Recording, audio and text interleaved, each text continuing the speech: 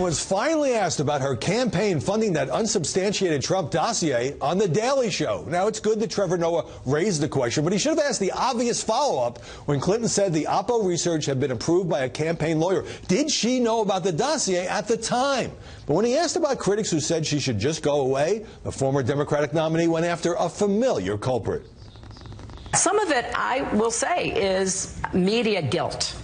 You know, when they now have to face the way they covered this campaign and the fact that they didn't pay any attention to policies, they were so totally entranced by the reality TV element of it and the entertainment value of it that I'm told, and some members of the press have privately said to me, look, they missed it. They missed it. They thought I was going to win so they could beat up on me without consequence. Right.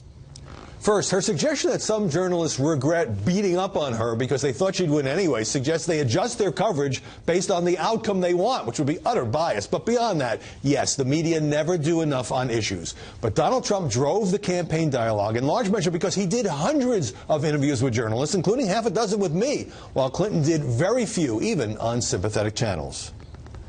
CNN anchor Jake Tapper has accused Fox News and the Daily Caller of lying about something he said soon after the New York terror attack. Jake Tapper, also from CNN, felt the need to remind viewers how beautiful the phrase Allah Akbar can be. The Arabic chant, Allah Akbar, God is great, sometimes said under the most beautiful of circumstances, and too often we hear of it being said in moments like this. Tapper has a point about context. It wasn't technically a lie since the clip was aired, but online, Fox News Insider ran only a partial quote in the headline labeling his comment as outrageous, when Tapper was simply suggesting the use of Allahu Akbar, God is great, was being perverted by terrorists. Fox has deleted a tweet promoting that article, and the Daily Caller has run a grudging correction. And White House Chief of Staff John Kelly got a lot of media blowback for this answer when Laura Ingraham asked about a Virginia church taking down plaques honoring George Washington and Robert E. Lee. The lack of an ability to compromise led to the Civil War, and men and women of good faith on both sides made their stand where their conscience had them make their stand. Now, I don't agree there could have been any compromise in a war that was fought over slavery, and it's fine for critics to argue that historical point. But some of the media insinuations that the general is defending slavery today are just absurd, as was CNN's April Ryan asking Sarah Huckabee Sanders whether President Trump believes slavery was wrong. Come on.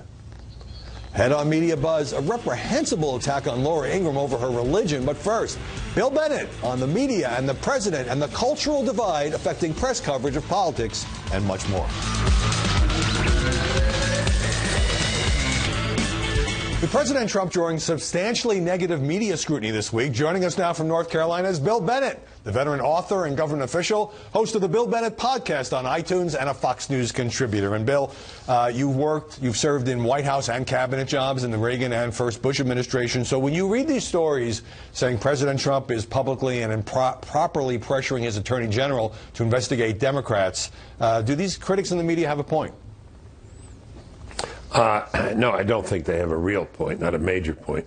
But my reaction has been to echo Jimmy Carter, former President Carter. At no time in history has anybody been treated so badly by the press as Donald Trump. That was Jimmy Carter, and I think that's right. It's relentless. It's quite unbelievable. Now, the president needs to be careful what he says about Bob Mueller and the investigation and the Justice Department. But as one of your guests earlier, Ed Henry, I think it came out in the conversation, said, he seems to be being careful. He's talking more about the Justice Department and less about Bob Mueller, in light of the fact that I think they believe this thing may be coming to a close. But that won't stop the press from being who they are.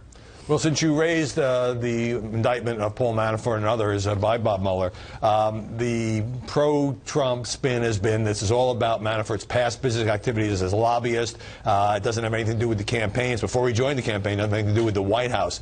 Is that true, or is it also true that when there's this kind of huge controversies, for example, the Iran-Contra scandal in the Reagan administration, is inevitably a distraction for those working for the president? Well, of course it's a distraction. It's huge. And every time something happens and it's blaring as headline news, they all have to drop what they're doing, go to the Oval Office, have a meeting. What do we do now? How do we respond? But you asked the question, Howard, and that's a great question. It's asked all the time. Is it true? I'm going to give you the answer everybody should give. I don't know. Neither does anybody else at this point, except maybe some of Bob Mueller and some of his associates. But we'll find out. I think there's reason to believe that this thing, as I said earlier, may be drawing to a close. And it looks at this point, given the indictments of Manafort and Gates and Papadopoulos, a very minor player, that it may indeed not reach the president. My guess, if I were a betting man, if I were still a betting man, is that it won't reach to the president. Right. I don't know is a very underutilized answer on television because there's so much that we just speculate about. Now, Jimmy Carter absolutely said worst coverage he's ever seen of a modern president, the coverage that Trump gets. But because you work for George H.W. Bush and you're also on an advisory council for this president, I'll ask you about this new book, which George H.W. Bush, Bush 41, quoted as calling Trump a blowhard, said he voted for Hillary Clinton. George W. Bush also didn't vote for this president, had some negative comments. It's not fake news. This is what they said to the author. Your thoughts on that? I think it was most inappropriate of the two presidents, both of whom I like very much. I revere George H.W. Bush. He was a wonderful boss, and I very much enjoyed serving him. But these guys shouldn't have done that. Look, the simple answer is, where were they during Obama? For Pete's sakes, 8 years of Obama, in my view, taking down the country, certainly taking the country downhill. And we heard nothing because of this pledge of not to speak ill of former presidents. Right. One of the founders, Howie, wrote that when presidents leave office, they should disappear. They should go to Europe or Asia and not be ghosts haunting the incumbent. I think that's probably a very good idea. Right. But speaking up here, it was just, I think, totally inappropriate and unfair given their silence on Obama, who was doing a lot more damage to the country. All right. Given the deep divide now between, we see this every day, pro-Trump coverage, anti-Trump coverage, does this now go beyond the left-right ideological divide in this country, particularly when it comes to an issue like, for example, President Trump going after the NFL on anthem protests? Let's go a little deeper on this. Well, actually, the NFL thing is very interesting, and his reaction to the truck murder in New York and some of the other things.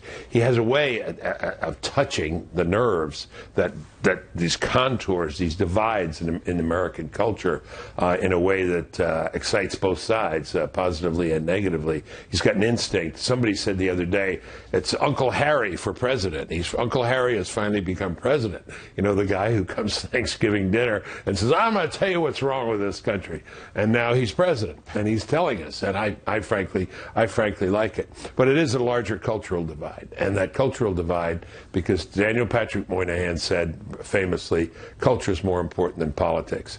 And the culture at CNN, I used to work for CNN, I know others who used to work for CNN too, Howie, and the culture at Fox are very different places. But if you have a lot of journalists who were nurtured on the great story that I think inspires so many of them, not the night before Christmas or not the first Thanksgiving, but once upon a time there were two reporters named Bob Woodward and Carl Bernstein, and they brought down a president, and maybe someday you can too. Right. I think this is still the aspiration of a lot of these guys. So that's why they can't resist this story. I think it explains the disproportionate coverage of all of this Get Trump stuff. I've got half a minute, but so if this cultural divide helps Donald Trump because the elite media are on the other side of the divide, does it also limit him in keeping his support?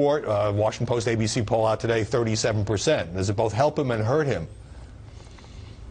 Yeah, because if you keep getting hammered, even if people don't trust the people who are wielding the hammers, it makes a difference. The stuff gets in the air ducts, it gets in the airwaves, it gets everywhere, and people react. However, a couple of big accomplishments, like this tax reform and some other things, and I think when people really see...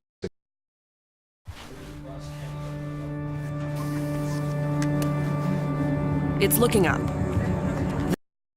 Tax reform and some other things, and I think when people really see this economy coming home to their pocketbook, as it seems to be going on the mega level, I think those numbers are going to go up. I think his future is numbers up. Yes, sir. All right. Bill Bennett, great to talk to you. Thanks very much for joining us. Thanks, Howard. My pleasure. And coming up, a crisis for Netflix as allegations against Kevin Spacey threaten to topple the House of Cards franchise. And later, a really out-of-bounds attack on Laura Ingraham.